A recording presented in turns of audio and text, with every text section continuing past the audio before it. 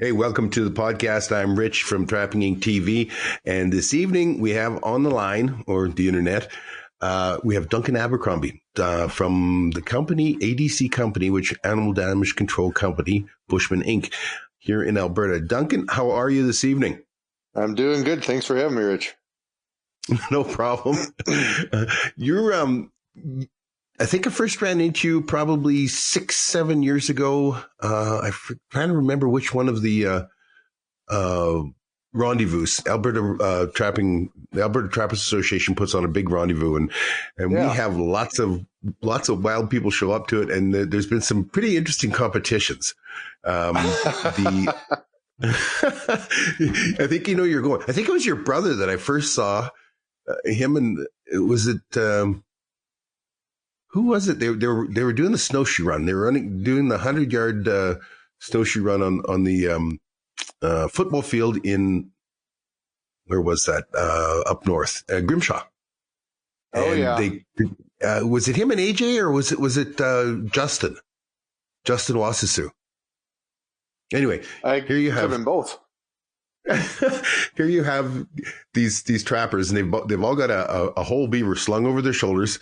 And this is in June or July, so it's nice and hot. They've got on a pair of snowshoes, and they got to run down the length of the football field, the 100 yards. They got to turn around and come back. And of course, the winner. This is part of the Ultimate Trapper competition.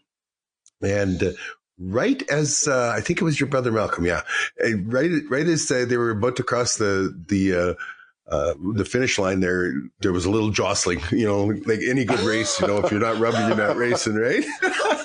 Anything involving my brother, you could pretty much guarantee that. Yeah, it was pretty spectacular. But then I think the next year you won that event in that, I don't know, it must have been like Rambo Viet Cong inspired course that they had at Drayton Valley, where it was, you guys were in your waders and you're up to your waist in mud and water. Yeah, that is still talked about amongst those who took part in that as one of the worst things ever experienced. I watched you when you finished, because you won that one. You come around, and your big old long legs helped you out there. I'll tell you that. Oh, it did. Yeah. You come around and you collapsed there on the shoreline in the mud and the water, and I could feel your lungs burning from where I was standing up on the shore. I think it took me about a week to try and recover from that. Yeah. It was such a seemingly simple task that really was just more than it looked to be. People have no understanding what that mud is like, do they? No. And especially in waders, when you got the boots, it just, sucking you down and hold you back. And not to mention, you got a 50-pound beaver on your back, so it really elevates it. Exactly. Well, let's talk a little bit about you, Duncan. How old are you, and where were you born, and how did you get started trapping? Well, I'm 30 years old now. Of course, grew up east of Edmonton on Cooking Lake with our family on an island there, actually. So it was relatively secluded environment. I still went to school and all that, but it was pretty much just us in a cabin in the bush growing up, and that's pretty much how we made it work. So my brother and I, from the time we were, as soon as we could start running around, we were basically in the bush running around and terrorizing the forest. And, it was pretty much, my favorite outfit when I was a kid was a loincloth. You guys were well-to-do. We couldn't afford loincloths. Yeah. It was a real luxury, yeah. So, my brother and I would routinely watch Last of the Mohicans, one of our favorite movies, and we had a big old treasure chest that we had filled with homemade weapons. We had a bunch of fire-hardened knives and bows and spears and all that, and then we'd get all jacked up watching the movie, and then we'd just grab all our stuff and head out in the bush for the day. That sounds like absolutely the perfect childhood. I'm telling you what. Oh yeah. The dead birch trees. They just really, there was a lot of smashing of the trees. I think every kid has had a fire hardened arrow and knife. You know what I mean? Oh yeah. It went over fine until we learned that the door going to Bill, my father's skinning room, if you threw a spear hard enough, you could actually stick it into the door. Not sure how we figured that out, but once we figured it out, we thought it'd be a good idea to just throw them at it for the day while he was gone. Oh. And that basically ended the whole fire hardened spear thing. So we had to find other ways to amuse ourselves after that. I'll bet you when he caught you, you wish you had more on than just the loincloth. Oh yeah, no, yeah, it was, yeah. Some memories you don't forget. A little bit of standing up for eating for a while.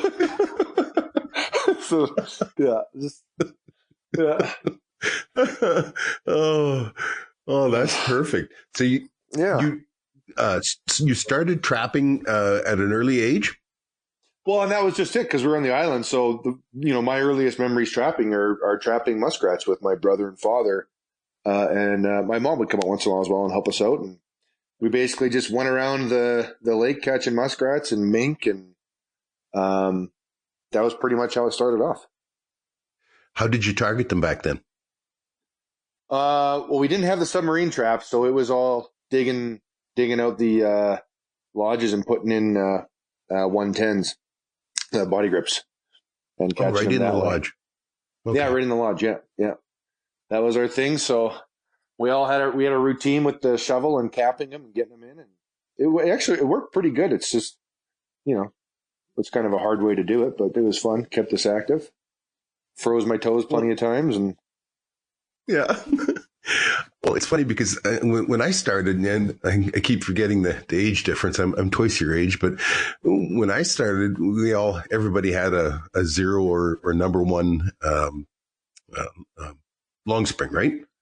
And you would have yourself a little stick and a pole about 3 inches in diameter, whatever, and you just shove it down into the water on an angle near shore, and it would have a little step on it where you'd set the trap, and and above that you'd put the carrot. We did this hundreds of times every day, and the muskrat would come swimming along, see the carrot, and go to walk up the stick and run into the trap on the way and over the side and drown. And now today, we can't do it fast enough with colony traps and with floats, right? Oh yeah, yeah. I think those colony traps, those subs there's no better way to go for me. What's the biggest catch you ever had in a colony trap? 27. What? 27? What was special about that set? And how big of colonies? How big a colony trap was this? It wasn't even that big. I bet you I could have broke.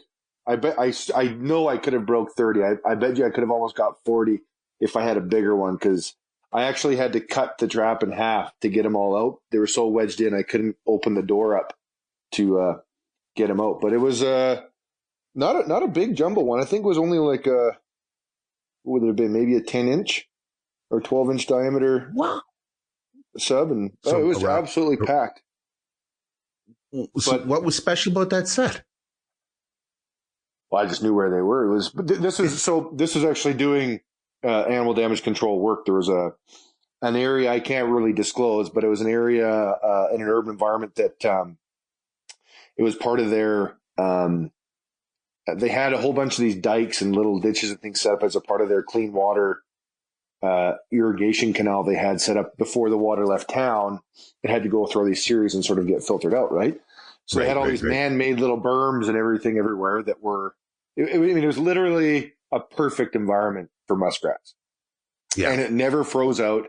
It was full of food, very little predation. I only ever saw one mink there. It was the biggest, fattest mink I've ever seen in my life. It just must have been gorging itself. But, no kidding. Oh, yeah. So you just go around in the UTV, and you wouldn't even believe it, but every single day. So we were running at that point. We called it Big Red. It was some big red Honda UTV. Had a big box in the back, and we had a mountain filled of muskrats every single day, and we would be there for a month at a time. It was just unbelievable how many muskrats were there. You just couldn't believe it. Well, and the reason that the trap works so good is I just look in the water, and you'd see there was so much activity. You could see where the water was disturbed, like a little trail, no wider than the trap itself, going in and out of the berms where they're really active, and you just stick them there. It was the easiest trapping I've ever done in my life. No kidding. No kidding. Yeah. You dream about that again, don't you? Oh God, yeah. And the worst part about it is that we had to do it in the summertime. Oh, and we yeah. tried so hard to get it in the spring, and they had rules about the ice and the vegetation, all that. They didn't want the activity then. So it was frustrating because it would have been, I mean, I bet you we could have pulled $100,000 in rats out of there if we got there in the spring. So like thousands of them. Oh yeah. Thousands upon thousands. Yeah. Really? Wow. Oh yeah. I was taking 100 a day. Oh my goodness. That's a lot of skinning. Oh yeah. Yeah. Yeah. Yeah. Yeah. So. And no predation. I mean, it's so hilarious when you talk about predation because I mean, mink.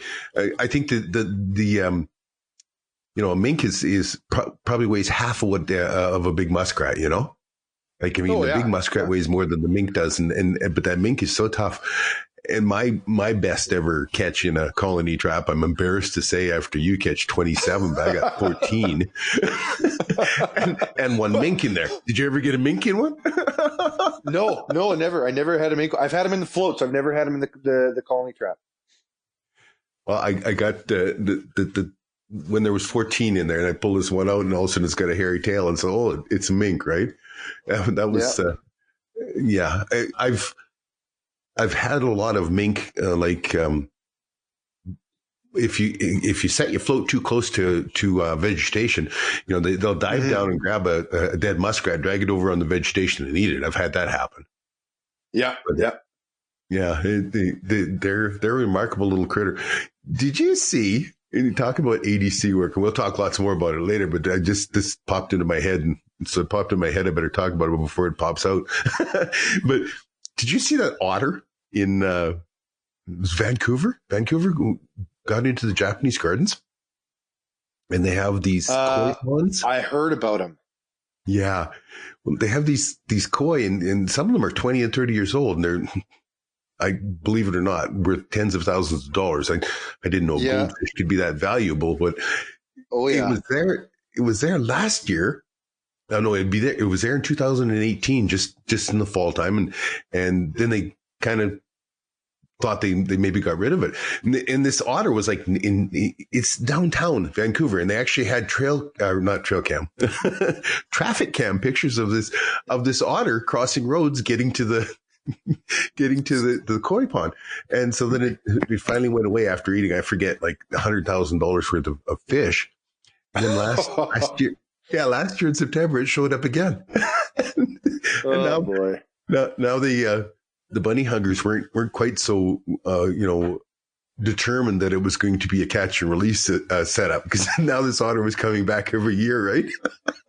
Well, a lot of people don't realize how much otters travel. I mean, they travel a serious distance. It would be nothing for them to come back on a pretty serious release. Oh, so I'm doing otter right now. And I just got back from a week on the line, and it is nothing for otters to jump out on one of my trails and do 8-9 kilometers in a day, you know? And yeah. Then up and down the creek to boot and that kind of stuff. Like, I mean, what I find the most remarkable about them is, and why I believe that that's the same otter come back, is that I have there's a couple different bodies of water that are in no way connected with creeks or anything, right? Like the only drainage out of them is filters through the muskeg and that. But otters will go across country every year in the same month, you know, like usually it's in November, just before, season for me opens on the 1st of December.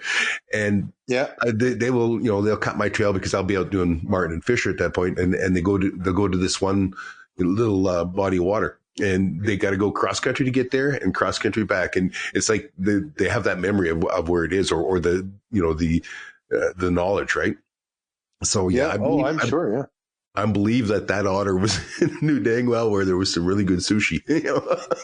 Oh yeah. Oh, I've had both mink and otter. I've had clients that were, they were in shock at the loss of fish over such a short period of time. I mean, even a single mink can go into a pond and just absolutely annihilate it.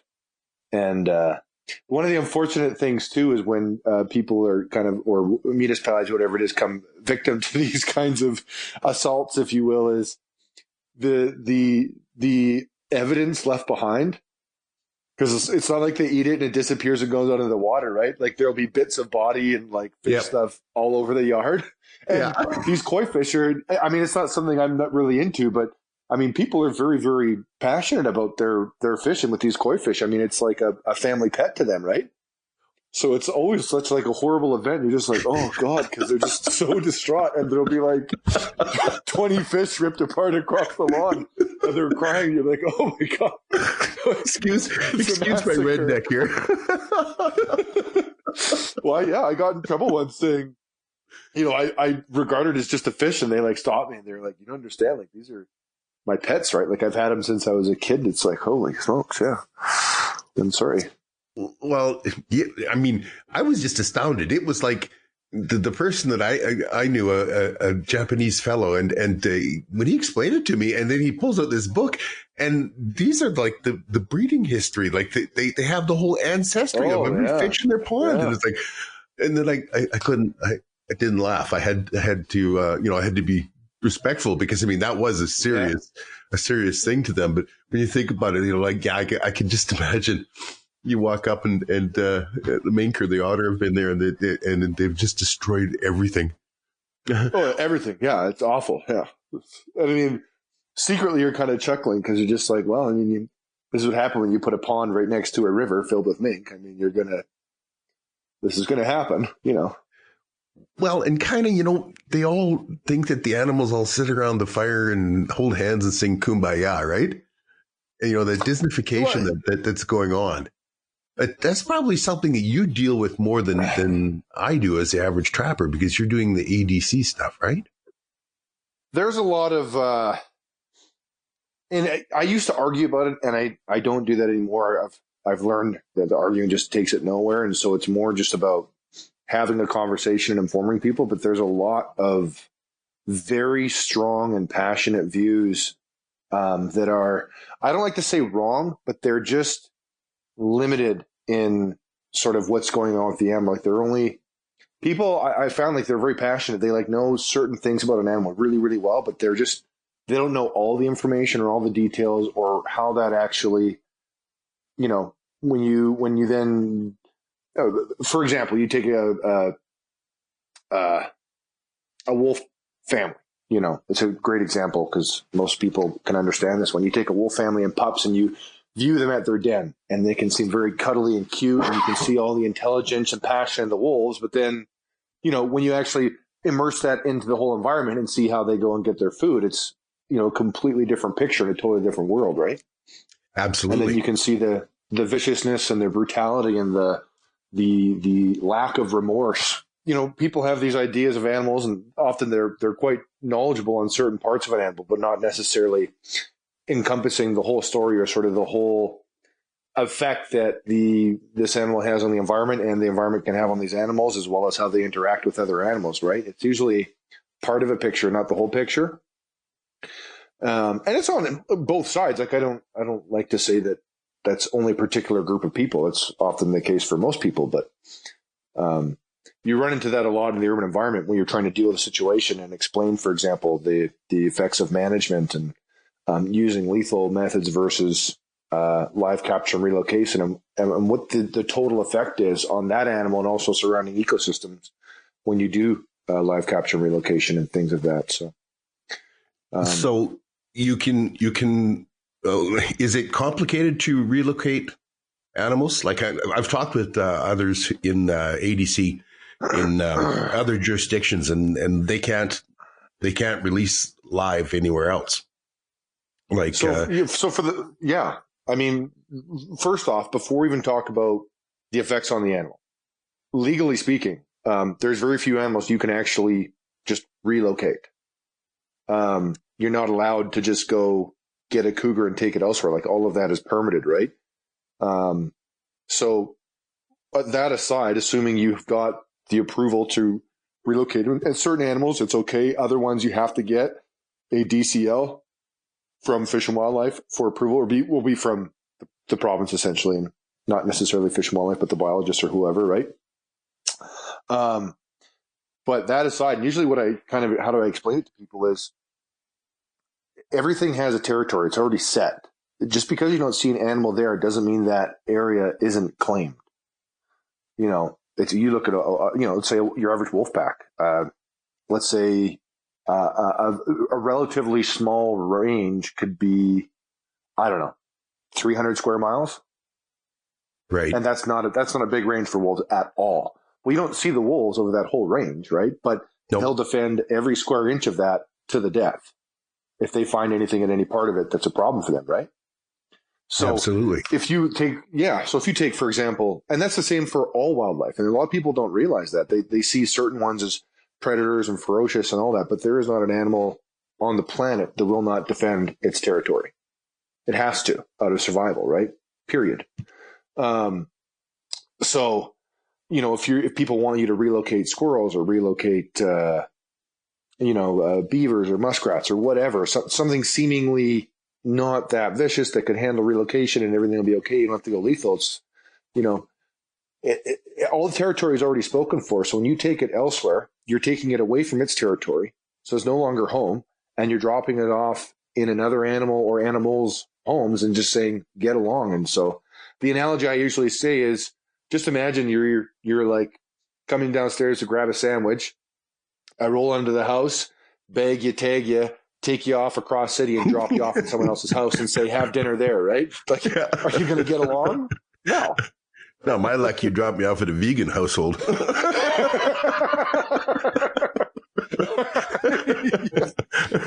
Hope you like kale.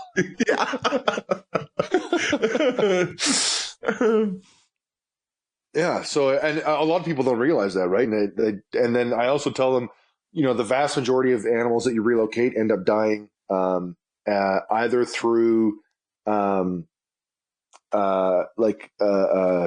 would be the word? Sorry, I'm having a brain fart. Through species, like the members of the same species, just through competition. Okay. So, for example, you drop a beaver off in a river elsewhere, all that's going to be spoken for. The other beavers are just going to kill it. Yep. So the two big things that happen are either it gets killed from its other members of the same species, or it dies as roadkill trying to get home. Right. Right. And it's like the vast majority of them are that. So how do people take the being told that? Most of them kind of are shocked at it at first. And then the other way I try to explain to it is you have to accept whether or not you are willing to really be a part of it, hands-on or not. You still have to accept and take responsibility for your place on this earth. And the moment you took a spot, you took that spot from something else. Whether it's even just a house that was originally a field, that would have been field mice, the odd snowshoe hare. You likely had a few snakes in there, all kinds of bugs and insects. I mean, there were things there that you pushed out of the way because you needed a spot to live. Yeah, but nobody counts you don't them, want, right? No one does. No, the mouse is probably the least. Mice really bugs me. Sorry, Rich. Go ahead. So, mice. I mean, it's slightly different from what I was talking about, but it's a really important point to make. There's virtually no control on mouse trapping, and it is arguably the most important species in the bush, simply for the aerating it does for soil, as well as the food it offers for, I'm going to say a conservative number, 90% of the predators, right, are going to be taking mice. Yep. Whenever they have an opportunity, they're going to be taking it. All of your birds of prey are going to be on them. A lot of virtually all your smaller terrestrial predators are taking them. Some of you even, some fish will go after them. If we include water voles and things like that, it's of a very similar type of animal. A vast majority of predators need these animals to survive at certain points of the year, right? And a lot of the soil, everybody aerates their lawns, right? That's how you get a really healthy lawn. Right. That is literally millions of years of evolution of that grass needing things to dig holes into the dirt and aerate it.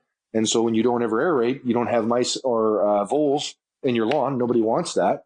Or pocket gophers or anything like that. It's not getting aerated. The natural cycle is that it does, and it's through these other animals, right? So it all has balanced and worked out. And it's an incredibly important species that gets pretty much zero publicity, zero regulation, and nobody cares about them. It's very upsetting. You look at glue traps versus your classic Victor trap. The reasons why people buy one over the other is because they're worried about touching a mouse or a mess or whatever. There's no care for the mouse or its well-being or how it goes at all. Yeah, not by most, anyways. I've killed more things than the Spanish flu, and yet and the thought of the glue trap bothers the heck out of me. Like, to me, that's crude. Yeah. That's unbelievably crude. It is. It's brutal. Yeah, and yet the same person who has no problems using that is then frowning at me for trapping a wolf. An apex predator, which has this entire pyramid of small edible things underneath it to support that one apex predator, right? Yep. Yeah. And so that's where I see like just the lack of perspective from people in that. And so it's something you run into with work quite a lot. And that's why I was just pretty much how we're talking right now is how I talk with them. I turn into a conversation right away, and it's because immediately the moment you offer this as a way to handle the animal, or they find out who you are and what you do, they immediately jump to, I have an opinion, I'm going to stand by it, and I'm going to argue against you, pretty much under the assumption that you're going to argue back, or cower down because you have to listen to what they have to say, right? Right. It's a very, very, it's like a very invasive form of, conversation. It's not a debate really, because there's no curriculum or anything. It's very aggressive, right? But the moment you turn into a conversation, like, you can't argue with yourself. So the moment you don't engage with that and you just keep it as a conversation, they're basically forced to have to turn it into a conversation as well. That's just, that's how we communicate, right? Absolutely. So it immediately diffuses, and then it just sort of, it doesn't necessarily break down the walls, but it at least, opens them up a little bit so they can just take in a little bit of what you're saying, and you take a little bit of what they're saying, and then all of a sudden you can walk away and still respect each other at the least, and then hopefully inform, which is always the goal. So these people that you're talking with, you're having these conversations with, they've contacted Bushman Inc., your company, for problem animals, or are they land occupiers where you've been hired by somebody else? What are the situations? So often they'll have a problem. Quite often residentially and in urban areas where you're going to predominantly see this kind of attitude is they'll have a problem. They have an animal in the house and they want to get rid of it, but the way in which we get rid of it is what they have a concern with. So explaining that to them, and there are certain animals we absolutely will relocate, and there's certain ones that we can relocate, and we're very careful about that. But for the most part, it's often better if we just go lethal for the sake of other species and their environments as well. So you kind of reduce your footprint, which I'll touch back on in a second. But then the other major one is, especially working in urban environments, is you'll be working for a client, and either a neighbor, a passerby, or someone jogging on a bike, whatever it is, comes by and sees what you're doing. And that's where you get the real confrontation, and not necessarily conversation, is someone else who's noticed what you're up to and essentially completely disagrees with it without even really knowing what's going on for the most part. No, or being impacted by it. That's the best part, right? Yeah. Yes, absolutely. It's so easy. It's so easy to talk about something that doesn't affect you whatsoever, right? Yep. And even as simple as, beavers, which are often people will say leave them alone until they're taking all the trees down on your lawn or digging in, and now you've got your lawn caving in portions. You're getting a lot of erosion because of the lack of a root system, whatever else, and which is all part of the cycle of beavers. But when it's on your doorstep and you don't have to take the burden of that change in environment, your attitude can switch pretty seriously, especially if you spent $20,000, $30,000 planting trees, right, or more. Well, and then there was it last fall? Fall of 2018, where people were walking their dog, and the dog noticed a beaver swimming in the pond and swam out to see it, and the dog ended up being drowned. And these people were they went from being Bambi huggers to Hellboy in about 4.5 seconds when their dog went down, right? Like I can just see them, because they were at they ended up going to city council and ranting about how this was the city's fault for not, making people aware that these kind of things could happen. They're wild animals, people. A rabbit or a muskrat. I had a muskrat make me shriek like a little girl yesterday. I'm working a crossover. I'm working a crossover, and there's the typical 2 feet of 2 foot arc of water out in front of me, water running, right under the ice as I'm standing on the crossover, right?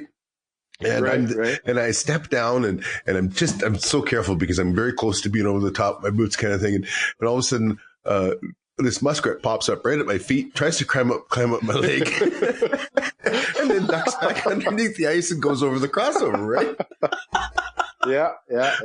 Well, whether or not my foot was going to get wet was the last consideration I had, let me tell you. Well, they bite. It's serious, too. It's not a minor bite. No. I've got dogs that I've paid mortgage payments to have their face sewed back together after a muskrat took after them, and this is a little tiny, this is a little tiny ball of fur with a scaly tail that a mink half its size eats, If like the weasel was the size of a coyote, we'd never go to the bush. We'd be afraid to go to the bush. It'd be. Then we'd all be praying for walls. Yeah. Yeah. So what are your most common calls? Oh, it really depends because we're operating across the province and in parts of BC and Saskatchewan. So it kind of depends on what level you're referring to. I mean, the industry is going to call for different things than your average resident will, right? But for your average urban environment, a residential kind of setting, I would say probably our most common is going to be squirrels. Okay. And they just get in people's attics. Right. And 99% of the time it's because the soffit wasn't properly finished off. Okay. And I don't know where it's called on the roof, but essentially it'd be good for everyone to look who is listening to this on your roof, especially if you're in an environment that has squirrels. It's essentially where you've got a change in levels on the roof and you'll have soffit coming down, touching shingle. Yep. I don't know what you'd call that. Is there a name for that? Depending on the style of architecture, but it's usually part of a gable. Essentially it's part of a gable. Like if you have any kind of a gable protruding out from the main sort of ridge of the house, right in there, it's a really tight, tricky spot. So whenever anybody's sawing soffit, they basically just float in the last sheet, hopefully just one. Sometimes it's 2 or 3. They just float in, and even the trim and all of that is not even nailed in. It's all just floated in that last little bit, so it looks secure. But if you touch it with your hand, it'll wave as easily as you can wave your hand, right? Right. Animals figure this out. I wouldn't be surprised if a serious portion, if not the majority, of squirrels in urban environments right now are actually born in people's homes. So they know from the time they're born where they go for shelter, which is in another roof with an attic. And pretty much every house I've ever been on that has that, I would say 99% have that problem. Really? Okay. Yeah, it's a very high number. So you're probably about 1 in 100 houses where that's not the issue. You're in southern Alberta, near just north of Calgary, aren't you? Or are you in Calgary? I live in Calgary now. Okay. Yeah. And there you have both the red squirrel and the gray squirrel? Oh yeah. You have the big one, the big dang squirrel. Yep. From out east. Yep. Okay. Which is worse, the red squirrel or the big one? Oh, the gray squirrel. Is it? They're an invasive species. I mean, if my history is correct, essentially they were brought here roughly 100 years ago for food. No kidding. They just brought them in and let them go for people to hunt and trap and be able to get food for themselves, right? Because it's actually, one of those squirrels is a meal for someone. It's a significant So that wasn't portion, like right? Great Grandpappy Abercrombie that was thinking about you boys, huh? Yeah, it was a make work project. Yeah. But those squirrels are a very serious problem in Calgary. They're actually killing off the native red squirrel population.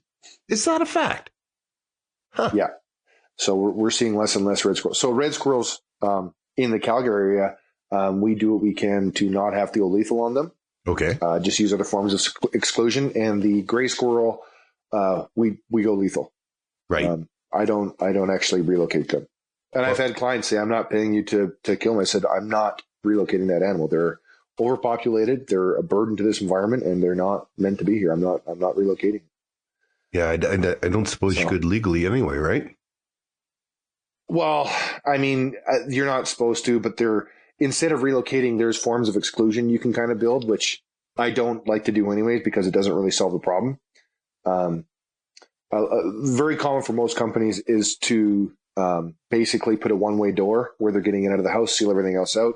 They go out, they can't come back in. Quite often, the babies are left in there to die. Yeah. Because of the time of year when we get calls, which I don't also do.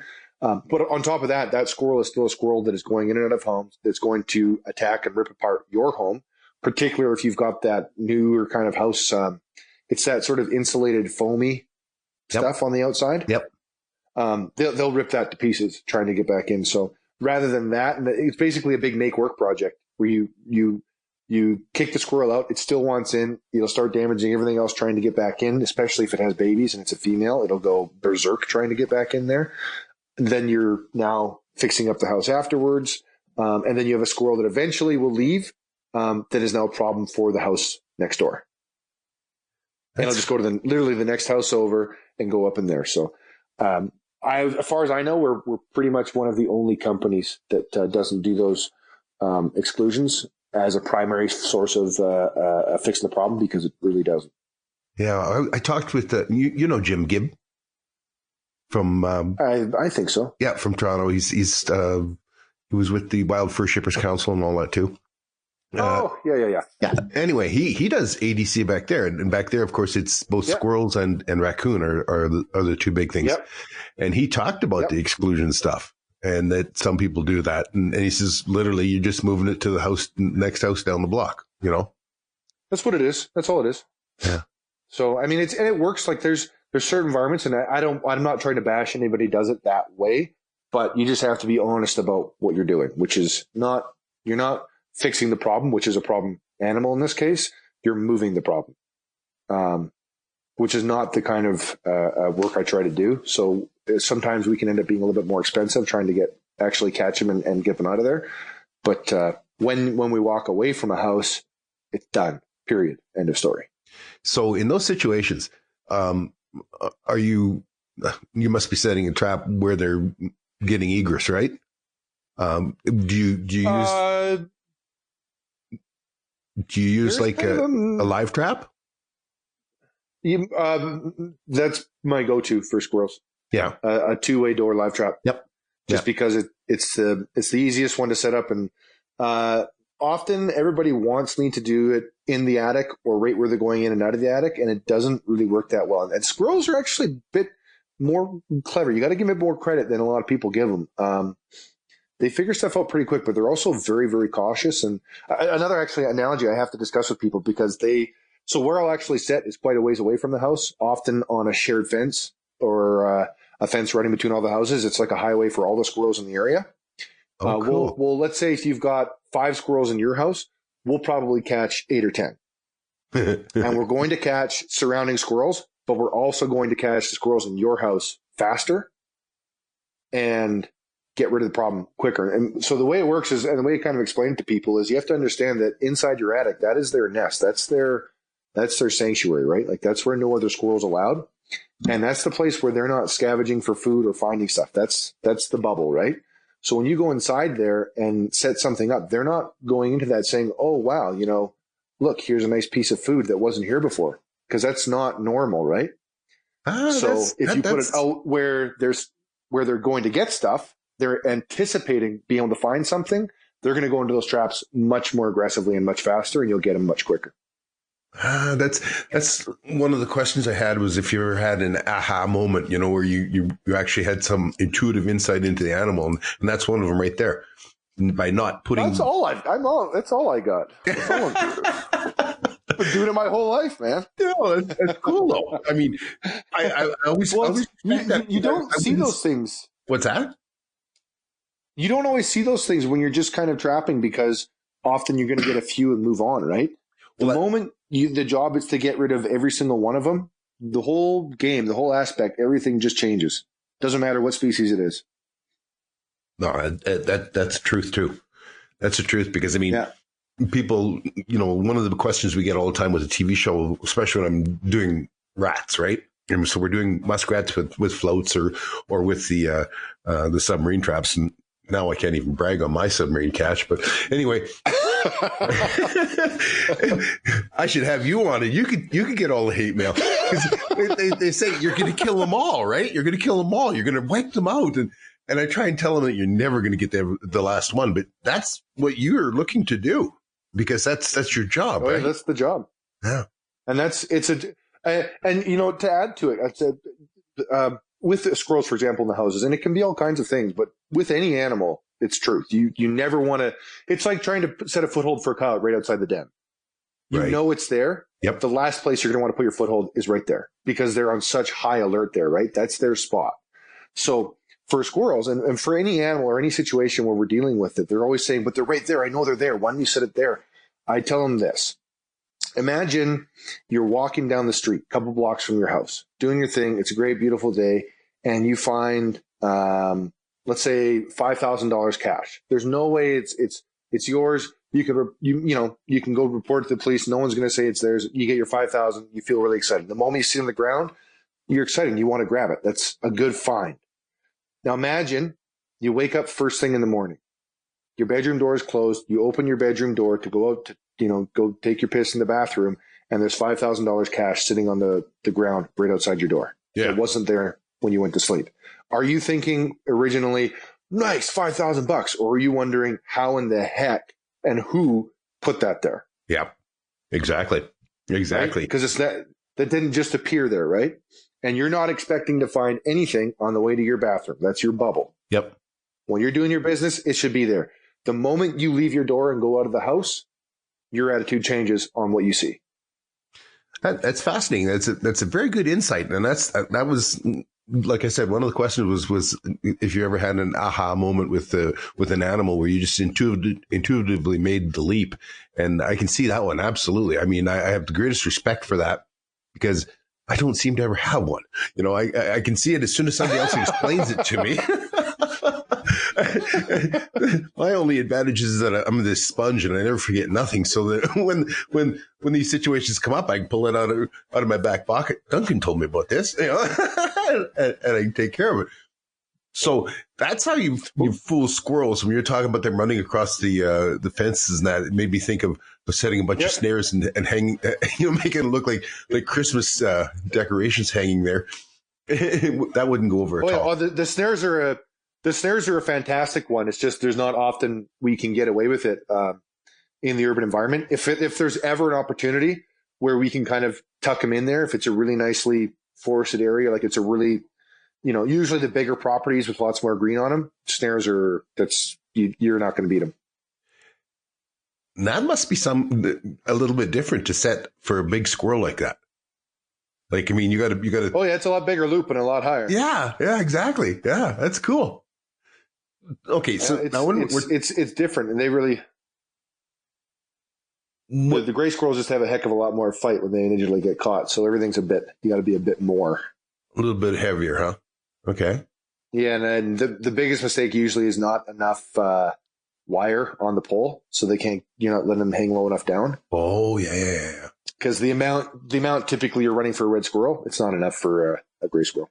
No, I would imagine not. And then it just becomes and then it's a nightmare call when they say the squirrel's in it alive on the pole, and you're going, oh my God. Yeah. I got to take care of this and fire Bobby. Mental note, fire Bobby. Yeah. I told him. Okay, so when we're talking about now that it's our job to get rid of the last one, you got to tell me now. My thoughts would be the toughest would be the last beaver in a pond. hands down. Yeah. They're pretty damn smart. Without a doubt, hands down. And the number one reason. What's that? Sorry, go ahead, Rich. I was astounded the first time that I took and used castor from another beaver, from another pond, right? And I made a castor mound, and I'm just doing my stuff. You know how it is. You're all inside your head, and all of a sudden I hear splash, and all of a sudden beavers come up. I hadn't expected beaver to come up, that time of day. And I watched him, and he went back and forth like an old hound dog, cutting the smell, like he sniffed his way. I would have never believed that a water animal would do that. Like, I mean, he literally was like an old hound dog on a trail, sniffed his way right into that new castor mound that I made. I mean, I ended up catching him no time flat. I mean, I watched it all happen, but he was so angry and he was chomping his teeth and everything. I thought, that's a lot more intelligence than I gave them credit for, And mostly it's probably just pure instinct, right? You know what? Beavers are, they're an interest. I mean, I have done a lot of beaver trapping, and literally in every kind of environment you can possibly do it in. And I don't trap beavers for a few months of the year. I'm trapping them 12 months a year, and I've been doing that since the day I could set a trap. Right. So I've put thousands and thousands and thousands of hours into trapping beavers, and every single time the job is get rid of all of them. There's not an animal out there I've found that can make me more humble. And a lot of people are say wolves and coyotes, but the number one difference I found was that because the canines are predators, there's a certain aggression that they just can't get rid of, that if you're very, very subtle with, you can get them to bite on always. Right. And I mean, a very smart, even a very smart female coyote, particularly a female coyote, that is no joke. That is a very difficult animal to catch. But there's just certain things you can make them tick with because they're predatory, they're much more mobile, and they're used to being out and about and abroad. There's just certain ways you can sort of catch them and get them off guard. The problem with the beaver that makes them so difficult, and if you got a colony that's got 10 beavers, you should be able to catch at least 6 out of the 10 the first night, if not the first 2 nights, no questions asked. The next 2, you should be able to catch within the next 2 or 3 days. The next 1, you'll catch within the next probably, we're up to, let's say, about a week now. That number 10 beaver, the number 10 beaver on a beaver colony, I would not surprise you if you're not good at what you're doing. That could take you 2 weeks or even 2 months. Really? Because it's a game of chess, right? And if you're not careful in what you do, that's what ends up happening. And the biggest problem with beavers is because they're not predators. They're sort of they still have very strong instincts towards territory. They're very aggressive at maintaining territory, but because they're not predators, they're able to sort of just go on the defensive and just relax and wait you out. And because they're in the same area every single night, this is the pond or it's this section of creek. They're not out and about covering vast areas, right? They know, and believe me, they know every single leaf on that shoreline. They know every single stick, everything there. They know, especially when they learn that they need to know. There's nothing they don't miss. Nothing. And then you add that with an incredible sense of smell, and a very intelligent animal. They're just they're a challenge. My biggest learning, and this goes back quite a few years, but I had been tasked with getting rid of everyone, right? And I was literally down to the last one. And it was like, I was ready to call in a nuclear strike on that pond. It was that bad. I mean, there was just no winning against this. And one of the biggest thing I learned was that he had a whole series of bank dens, and he'd move from one to the next, And that was that was difficult. What's your number one go-to when you got a tough one? What set do you use on them? It depends on the environment, and I'm not going to be trying to. I'll give you like a couple, but essentially, when you're doing problem wildlife control and you have to get rid of all the beavers, you need to walk up there the first day and look at every single piece there and literally look at how this is all going to go down before you set a trap. Right. So when you see that, if it's a pond or a creek or whatever it is, you see where they're cutting, you see the trails, places where you can put different traps, you need to start prepping right away. That all has to be in your head before anything happens. If it's not, then you're going to hamstring yourself on the last one, because you've got to have that next move, that next one that they haven't seen yet to catch the next beaver, right? Okay. So it changes depending on, whether there's a lot of dams or whatever else. But my go-to, if there's a lot of dams, I'll avoid, actually, as best I can, trapping on the dam. Okay. Or if there's a series, I'll never trap the main dam. I'll trap further down. And then a great finisher is always going to be just a blind foothold on the dam. Yeah. Yeah. The blind. Whether it's on the trail or just, you do a little finger-sized notch of water where they're coming with just a small little bit of mud, nothing crazy.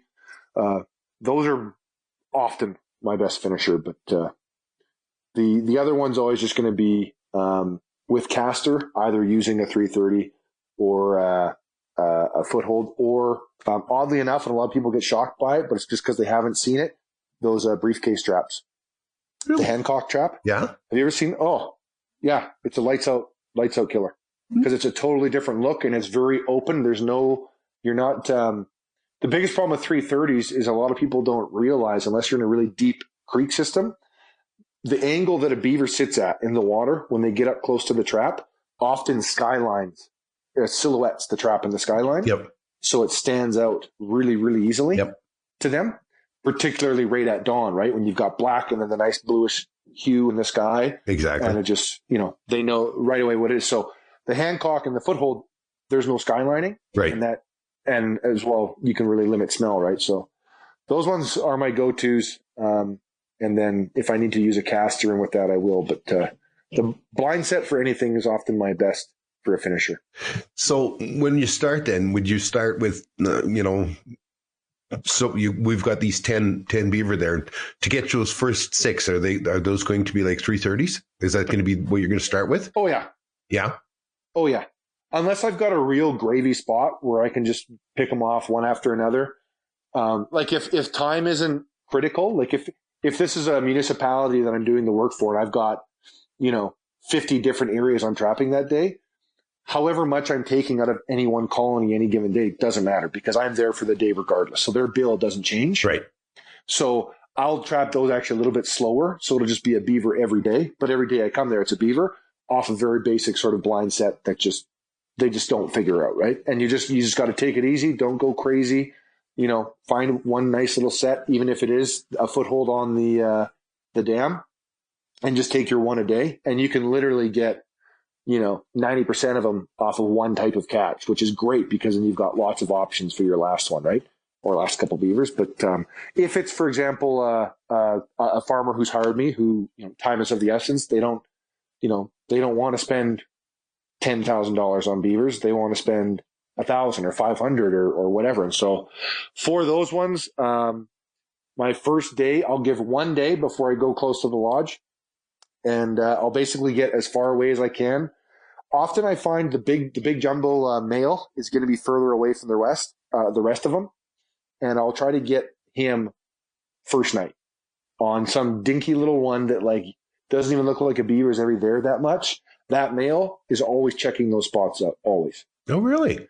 So as long as you can draw his attention, you'll get that male right away. That will kind of dumb up the couple of 2-year-olds that are wandering around kind of following him. Then you can pick them off quickly the next night, a little bit closer to the lodge. And then right away, I go into a caster set to get mama and hope that she hasn't figured me out yet, because the old female beaver is always going to be your smartest one, and that'll be your hardest one to get. So she'll always be a bit closer, I find. So I'll jump to a caster right away just to try and challenge her and get her. And then whatever's left usually is going to be pretty skittish and spooked. And I'll just start setting the lodge as quietly as I can, like no talking, no breaking sticks, just really soft feet set up on the lodge, and pick off what is left. And then whatever remains, I can usually get on the dam with a foothold. I know that so many people do not understand beaver very well, because I get so many emails and PMs and that, and say, well, I'm trying to, trap these beaver for this farmer, and I tore out the dam, but they just keep, filling my 330s with sticks and that, and I try and tell them the last thing you want to do is open that dam up, but people just don't understand that, right? Well, that's a bold statement. I mean, if you go to that point, you are making a big statement to those beavers. And the number one thing I always try to teach as well, because I teach the trapping course and that, and teaching people who work for us, you never want to change the animal's routine till you have to. Until you're forced to play that card, don't play it. Let it do its own thing. Be good at what you do and learn how to go to it. Don't make it come to you. And you'll always get more and do it way more subtly. So, for example, if you've got coyotes, you've got to get. If you're using bait and piss and lure and other coyotes' poop and drawing it out to you, there's a lot of suspicion there. It's still a very natural thing that's going on, but there's flags that are starting to be raised, right? Right. Because this stuff wasn't here before. So if you can avoid that off the get-go and just find where it likes to do, where it likes to go and sit there, you'll pick them off, and you've given away nothing as to what you're doing. And the coyotes don't know how to, or whatever animal it is, doesn't know how to learn off that, right? Right. They're just dying off. Ralph's disappeared. Yeah, he's just gone, right? Yep. Yeah, there's nothing worse than teaching them. That's a fact. So, and it's inevitable. So trying to be ahead of that, right? You always got to be that step ahead. You guys have a kind of a special program for working with coyotes. Yeah, we help out different industries and municipalities, and sometimes people, basically with problems with coyotes that aren't the coyotes in particular that we deal with the program we're issuing is not coyotes that are separate from your environment, coming in and sort of scavenging around or doing a little bit of hunting and then disappearing. These are coyotes that are living amongst the area we're working in. So these are what we refer to as urban coyotes. Okay. So if you were to take a city, for example, these are coyotes living in the city, not coyotes in the urban or the rural area coming into it to try to get an easy meal. These are coyotes born and raised in and amongst people that we've been dealing with. And basically, it's gotten to the point now through a series of it's a result of several things happening, but essentially there is no provincial body that handles urban wildlife anymore unless there's a direct threat with people, or it's going to be a cougar or a bear, essentially. Some cases a wolf. But the Fish and Wildlife doesn't respond to there's a coyote in my yard. No. It doesn't happen. No. They used to, but they don't. It's not their job anymore. It's not what they do. It's up to the municipality. But because there's no body in charge of it, unless a contractor or somebody is hired, they go completely unscathed. And so for a few years now, this has been the case. And we're now at a point with a lot of coyotes where they've just been getting away with doing whatever they want with virtually no repercussion for, I would argue, the better part of about a decade now, up to a few years ago when we started doing this hazing program. So we're at a point where the coyotes are so established and there's so many coyotes in these urban areas and their territories are, it's amazing how small of an area they need in an urban environment because of the availability of food. Primarily, it's going to be snowshoe hare and cats and small dogs. There's just such an abundance of that it's just, it's like buying koi for the otters. It literally, like it's an endless supply. So, because of that, they need very, very small territories. And as a result, you're able to have these huge populations in tight areas, that, are operating in and amongst people. And so trapping them for these coyotes doesn't work. And for two reasons. Number one, when you're in an urban environment trapping anything, it's a challenge. The nice thing about water or dealing with beavers or anything like that is you're kind of separate from where everybody typically goes. Yeah, and you're not or if you're dealing with squirrels or whatever it is, you're not going to catch tuck into the house, tuck into the riverbank. Exactly. Yeah. Well, when you're dealing with coyotes, they're literally exactly where everybody is going. They're using the same walkways. They're using the same trails. They're doing the same things. So trying to trap them is an incredibly large task. And virtually no municipality wants to be exposed to this kind of method. They just don't want to deal with it because there's going to be flack. Whether you think it's right or wrong, doesn't matter. It exists. There's going to be flack, and it's not worth it for most well, it isn't worth it for any municipality or any politician to deal with the flack associated with lethal removal on a broad scale. And for something like a coyote, they don't want to have to deal with it. So now, on top of avoiding catching people's dogs or small kids or whatever it is, you have to do it without anybody knowing you're there. So the cost associated with it is huge. It's thousands and thousands of dollars per coyote. And you really don't have any effect on the overall population because you're so limited in what you can do and where you can go. Part two of it, and this is an interesting one, a lot of people don't realize, all species are the level of stress and sort of the amount of territory that they're being pressured on from adjacent territories, their litter size is directly correlated to that. So the number of babies they have dictates how healthy essentially that female is and how much stress she's under. Okay. Some species you get more than others. Lynx, for example, when you start seeing lots of multi-kitten, I don't know what you would call it. Like a family unit? Years where you've got mom with it. Yeah, family. You've got, some years you're not seeing any kittens. They're really down, right? They're just aborting them. Then you'll start to see one kitten following mom. And then as the population gets healthier, you'll start to see more and more 2 kittens or 3 kittens following mom. Or like and then that'll sort of cycle off and die off, right? Like the eight kitten herd that was on my line yesterday. Yeah, I would say you're peaking.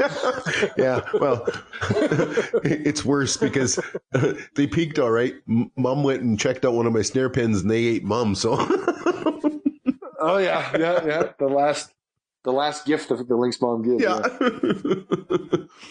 But I would also argue that's likely the result of healthy management as well. So kudos to you. But so coyotes in particular, because they're canines, anybody who's been around dogs that have pups, you get large breeds. And dogs that we breed, we get massive litters from. We've bred that in. But also you've got incredibly healthy animals that are under virtually no stress, not having to fight for any territory. It's all covered by us. Excuse me. So they have great big litters as a result. If you take an area, around Brooks or southern Saskatchewan, where we've got, southern Manitoba, Saskatchewan, Alberta is basically, and the northern states associated with those ranges is the mecca of coyotes in the world, right? Yep. That is coyote mecca. Yep. Vast areas of land, big terrains that these coyotes can cover, and they're able to have their dens a long ways from other coyotes. And you've got trappers taking, Alberta alone, we're taking anywhere between 30 and 50,000 coyotes every single year. Well, how is that possible? The way it works, and coyotes are a great example because it's so obvious and it ties exactly what we're talking about in the urban environment. If you've got a coyote family and it's a great year, there's no other real coyotes around. The mom is, let's say, is going to have anywhere between 6 and 10 pups easily. Could have 10 pups. You might not bring 10 all the way through to adulthood, but you could easily start with 10 on a very healthy female. You'd probably see 3 of them die off before they even made it to July. But that is absolutely 100% realistic numbers. As those disperse, those now become breeding pairs the following year. You now got more dens in the area. Because there were pups that year, that mom might get one more year of maybe 6 or 7 pups. And after that, now pups from 2 years ago, they don't really care about mom that much anymore, right? They're now a completely independent coyote, and they're now fighting for territory with their mom. That's going to cause more stress on that mom. Now this year, she's not going to have 6 or 10 pups. She might have 4 to 5. And essentially, as you get the area packed up with coyotes, they're only having 2 or 3 pups a year. What you see in urban environments right now is that 2 to 3 pups because there's no room for anything else. They're under a lot of stress. So they're having minimal numbers per year. The moment you come through and trap a large portion of those coyotes, you've eliminated all the stress. Literally the following year, you'll see those numbers shoot right back up. Yeah. So in an urban environment, if you go ahead and take a few, dominant pairs out of the equation, you've now opened up all of the territory in the area. You don't have a dominant pair defending a large range. You've just opened it up. And now all of these 2-year-old and 1-year-old females are going to have, 5 or 6 pups instead of 2 or 3. And so the following year, you've literally just created more coyotes, not less coyotes. So by keeping the dominant pairs in an urban environment, and by the way, that's why those people in Manitoba, Alberta, and all that are able to trap those coyotes every single year. It's because they're trapping them every year that they get those numbers every year. If they weren't trapping them, you wouldn't have those numbers overall in the population. That's true. You would see mange, shoulder mites, and all that pop up, and they would die off, and the cycle would go on, right? Yep, exactly. So trapping is literally how there's that many coyotes, because that's healthy management, right? Minimizing stress, you're maximizing the litter size, and you're creating continual, very, very healthy dominant coyotes. So in an urban environment, to avoid that, you want to keep the dominant pairs around. And what we do for the hazing is teach those dominant pairs so that they maintain their den. We know where they are. We know how to operate with them. And all the pups that they have from now till they die are being taught the methods we want them to learn, which is that they need to be respectful around particularly dog walkers, but people in general. Dogs off leash, they need to know how to back off and let the dogs go by rather than engaging and all that stuff. And we want that being taught year after year. Okay. Not have to redo it every single year, right? So the hazing program we're doing, we essentially use chalk-filled balls out of a paintball gun. So it's a chalk ball so that it can't mark the color of the fur on the coyote at all. So there's an argument. I mean, I don't think there's a ton of merit to it, but it doesn't matter. It's a rule regardless that if you use paint-filled balls, the color will ruin the camouflage of the animal, and it won't be able to hunt as successfully. So you're not allowed to use paint. Oh, okay. Which if you've actually fired and operated and used these paint guns and all that, it's really just not a concern. But regardless, it's a rule. So we use chalk balls, paintball guns, and then we also have trained dogs that will basically simulate a dog off leash, but in close quarter, walking with an owner. And if the coyotes engage, the dogs are trained to engage back along with us using the chalk-filled paintball guns. And basically, if the coyote backs off right away, we back off right away. And if it wants to engage, we engage. And we'll engage as long as it wants to engage until it learns that if it stays roughly about 100 meters back, especially if it wants to disappear or take off, that's rewarded. And we just kind of keep doing our thing. And the more aggressive they get, the more aggressive we get with paintballs and actually making contact. Sorry, chalk balls, I should say.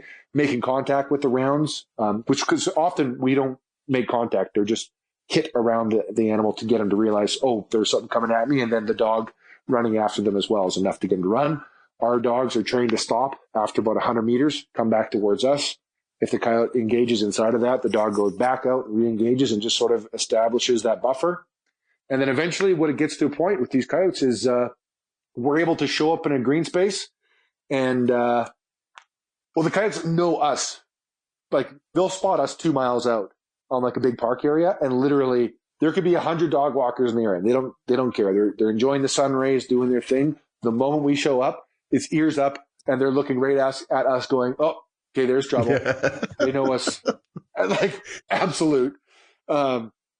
So it'll get to a point where they just basically, they want nothing to do with us and they'll just disappear. But the result is people stop having their dogs attacked on leash, and we sort of pick areas where the coyote gets to be. So you don't want to always engage the coyote. As you sort of look at, this is the trail where people are walking.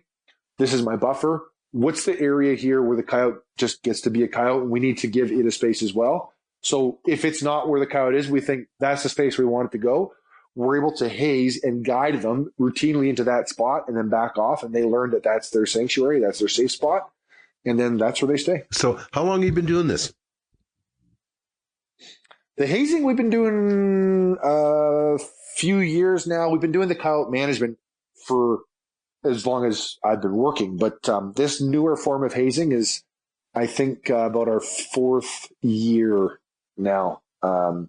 Coming into our 4th year, we've been doing it. And it works. It really Do you think works. it's a long-term solution? Yeah, it's, as of right now, the only long-term one we've been able to figure out. Now, it's not a one and done. It does require maintenance. You have to maintain that level. Certain coyotes are like people. There's a major spectrum, as far as attitude, as far as aggression and boldness and all that. They're not all the same. There's certain coyotes we literally haze once and never see again. Okay. And we know they're there. We track them. We know they're in the area. but you will literally never see them. The whole community will be like, yeah, no, the coyotes are gone. It's great. Thanks. And other coyotes we will go to every single day and have lengthy hazes. And they're individuals for sure. Yeah. Like you name one of them after your brother Malcolm, right? Yeah. There's a Malcolm the Third and a Malcolm the Fourth. So, what is the scariest animal you ever had to handle?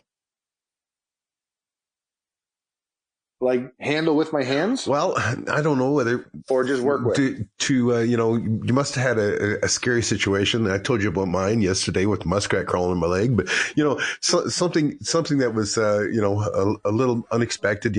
I had a guy just send me a video, and they had to release a mountain lion that they caught in a foothold, and it's in an offset trap. So the mountain lion runs away, but it's pretty hairy getting him out of there. Have you had any situations like that? I really try not to. I honestly probably routinely the most dangerous is going to be domestic dogs. Really? And it's when we show up on someone's property. Yeah. And I've had to boot and fight back and have some pretty good matches with a few dogs. That's because 9 times out of 10, the owner's pretty cool, but sometimes they're pretty upset. That's your urban camo, though. You got to quit wearing post office uniforms, man. That must be it. Yeah. But this is actually why we part of a policy, especially in more rural areas where you're typically going to run into more of your Maramas and Great Pyrenees, which are classic, guardian dogs for ranches and things like that, is we'll idle for, if we're doing a door knock, we'll idle for probably 10 minutes before we get out and honk the horn a couple times. Gotcha. Just to make sure that the dog is not out and about. Because the last thing you want to do is show up on someone's property and engage their dog, and either we get hurt or the dog gets hurt. That's never a situation we want. No. It's not an acceptable one ever, but it happens, especially when we ask someone, is the dog good? And they say, yeah. And then we start walking out and the dog's not good. Right. And dogs are probably routinely the most scary because there's some big dogs out there, and it's not a joke when they're coming at you. So not at all. That's probably the most one. But as far as wild animals go, probably the most dangerous. Relocating badgers and otter and that is hairy, and they really try to bite you. I can imagine. The only disadvantage that a badger has is he's short-legged. I've always said, though, that the otter had the best PR man in the world because they are the most utterly ruthless animal that I have on my trap line. And people look at me and think like I'm crazy. I don't know. Literally, everyone thinks they're just the cuddliest, cutest thing. And they are, but you want to talk about ruthless and just brutal animal. Try being a beaver kit. It's June for you, right? And an otter family just rolls up into the lodge and just massacres everything and takes off.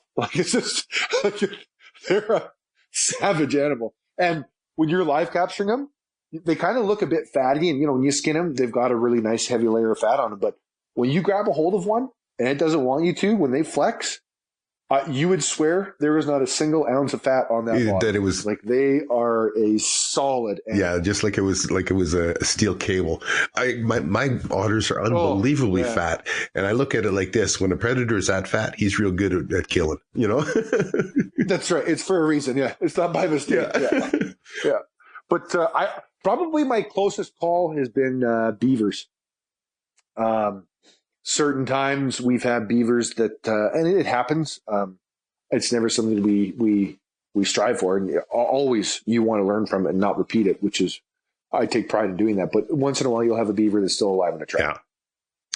Yeah. The vast majority of the time, it's because it's trap smart and was trying to push the trap out of the way. It just did something weird, and you end up catching one that's still alive. And I've had situations where I was having to deal with that, which is typically a very, very quick process when people happen to show up or walk by, and this is now the last thing you want. So rather than them seeing that situation, you're better off like just, throwing the beaver in the boat with you and letting the river take you down or whatever the situation may be, and just handle it quickly then, so you can at least float it away or disappear. But while that's happening, they're usually not that happy about it. So I think that's happened once or twice. It's always spooky and scary because you've got the moment someone shows up, you still have to deal with this animal, and often what they're going to do is cause more stress to the animal. They're going to be spooked. They may try to stop you. They may try to intervene, all of which is increasing the danger for them, yourself, and it's also increasing more harm to the animal, right? Yeah, so I mean, it always seems like, why wouldn't you just deal with it and let them see you? But the reality is often the spectators don't necessarily allow that to happen. And it's just not a risk you can ever take. So you have to just get them out of there or hope they walk by before you can deal with it. And in the meantime, you've got a live animal on your hands, right? Well, and I always look at it like this. I mean, with our TV program, we abide by all the laws. And I mean, most trappers do, right? It says that you must dispatch an animal as humanely as possible. Well, that can be done with a ball peen hammer as easily as with a 22 round between the eyes, but you're not going to show that on TV. I carry an axe with me everywhere. And the backside of an axe, I have an axe I use. It's an old East Wing. The backside of it has put down more animals than any of the 22. I know. And it's better because you're not taking time to get a gun ready. You're not worried about aiming. It's just a real quick bonk and done. And the first one doesn't even have to kill him. Just it knocks him out completely, and then you can take your time to put a perfect one in there. But yeah, it's the go-to. Absolutely. I bet I have the same S wing. Actually, I'm pretty sure I half cut my wrist off with one. I got this thing about keeping sharp things that have sharp edges sharp. And anyway, but I'm sure I have the same thing as you, but it's that perception, right? Oh, he clubbed it to death. You know, like they forbid clubbing seals and you could shoot them with a rifle. Well, I'm guaranteeing you that anybody who was close enough and in with range with that hack pick or whatever that club is that they use in Newfoundland is far more deadly than half the people shooting 20 or 30 yards across the ice with a gun. You know? Oh yeah. Yeah. And the big thing is, whenever I'm dealing with beavers, I've always got the axe like ready when I'm going in, because you never know if there's something you have to deal with. It's very rare, and I want to emphasize to anybody who's listening as well, it's not something you strive to do, and certainly whenever you have a wreck with a trap, it's a worst case scenario, and it is very rare. I want to make that known. But when you're doing it, the last thing you want to do is increase the stress, the strain, or the pain, whatever it is, the duress to that animal. You just want it to be dealt with as quickly as possible. Absolutely. Period. End of story. For 9 times out of 10. For one thing, as a trapper, at that moment you feel, you're embarrassed because you failed.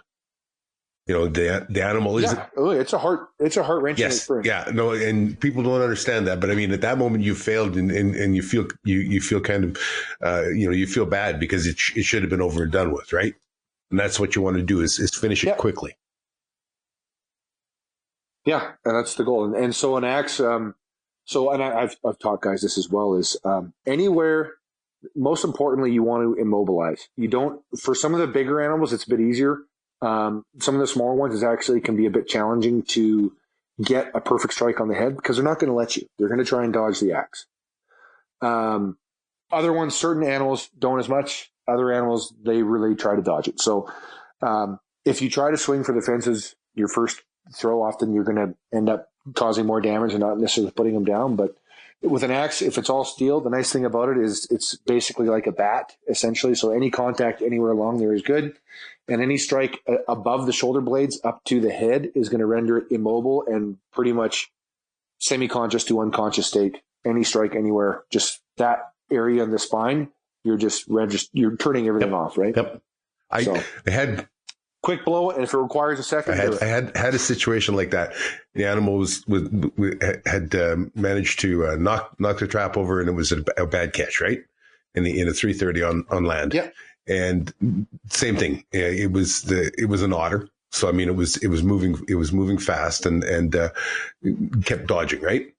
And what I ended up doing was just pulling my those gauntlet gloves that I wear, pulling it out, flipping it out, and shoving it in front of his face. And of course, he latched onto it like end of the world, right? He was biting me, right?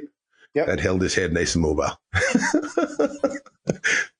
That's my old man taught me this when we were muskrat trapping, because every once in a while you'll have one that doesn't jump down, or you literally just caught. So when you pull it up and out, like it can be still alive. And the best thing is to let the animal think they're winning, just like you said. So for them in particular, we always carry a wood handled axe because you don't need anything heavy to put them out. You put it right in front of their nose, and they'll just latch onto it to bite it, and it sort of positions it perfectly. And it's just a quick rotation of the wrist on top of the head and done. Yeah, exactly. Yeah, and that works great for most animals. A quick bite, there you go. You got your bite in. Rotate the wrist and snap, and that's all it takes. Well, you know what? This has been fascinating. We're going to have to do it again. Do you give us some contact information that people want to talk to you guys about problem animals? Your company is Bushman Inc., and how can they get a hold of you? Bushman Inc., but the main company as far as the wildlife control stuff is Animal Damage Control. We operate pretty much. We're primarily an Alberta company, but we have operated particularly for industry across Western Canada. You can always find our website. It's just Animal Damage Control. You can also get through us at Bushman Inc. It'll redirect you because we do outdoor stuff as well and teaching of that sort. And then our office is based out of Fort Saskatchewan. So anybody that wants to get a hold of us, the best thing to do is get our website. There's a toll-free number as well as our local number. And we can pretty much help you out with whatever. Well, it has been a pleasure, Duncan. Lots of laughs. I'm sorry about the coughing that I've had with this cold. I've had a man cold, and I mean, as a man, you understand how serious that is.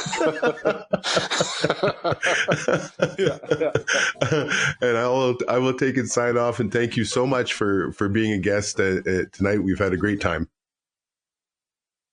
Yeah, thanks for having me. And thanks everybody for listening, and maybe we'll see you down the line. Take care.